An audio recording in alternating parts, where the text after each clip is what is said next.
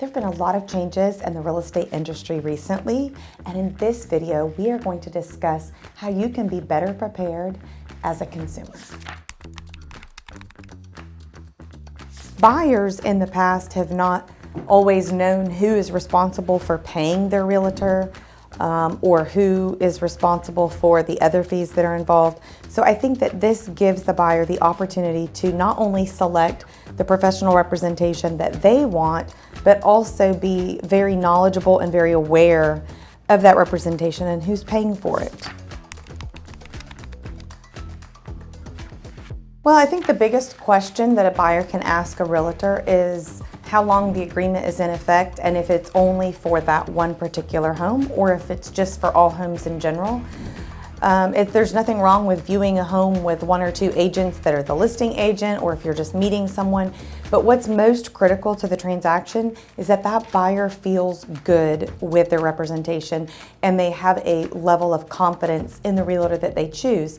So when they're signing that agreement, they should verify whether or not they're committed to them indefinitely or if they have the opportunity to cancel that, terminate that, or look for another agent if they're not at any point in time happy with that representation. So when you discuss compensation with your realtor, the most important thing would be if the seller does not pay you as my agent, how much am I responsible for paying you?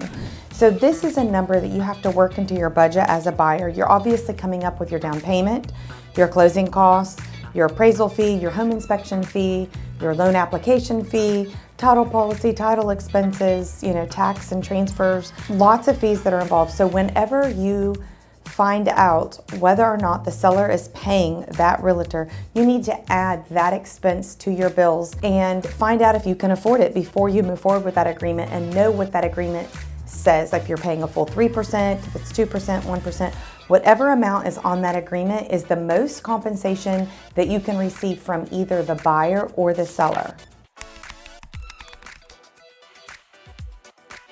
So in the past, the information regarding the commission has not been public knowledge. It's actually been on the MLS only for the other agents to see, or at least that's how it's been in our MLS in the area we are currently practicing.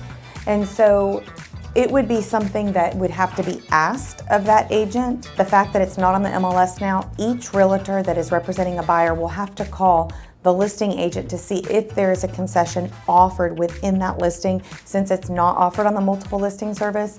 So this is a question that the buyer does have the right to ask that agent. Full transparency, they can know at any point in time what the seller is offering to pay on their behalf. I think that long-term, the buyers are going to be a little bit more picky about the representation that they pick. Professional representation is going to be more accessible to them.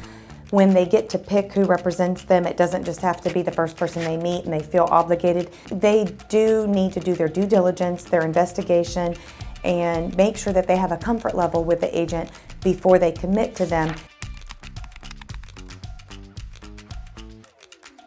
I think it will be a selling point to that buyer because if a seller refuses to pay that commission for the buyer's agent and the buyer is already encumbered with high interest rates, high loan fees, don't have cash for the transaction, they also need to do an appraisal, a home inspection, and a loan application fee. They are having so many expenses already connected to that purchase that when they see that that seller is willing to offer a full 3%, they will take that as an incentive to move forward or possibly be enticed. Just like in the past, maybe a home warranty is something that would attract someone's attention, a sign that would be, listed on the house. Now this is something that will attract them as knowing that, okay, this is a conversation that I don't have to uncomfortably have. Again, the entire intent of this change was not to change the amount that something is paid, not to change the method in which something is paid, but to change the method in which something is explained to a buyer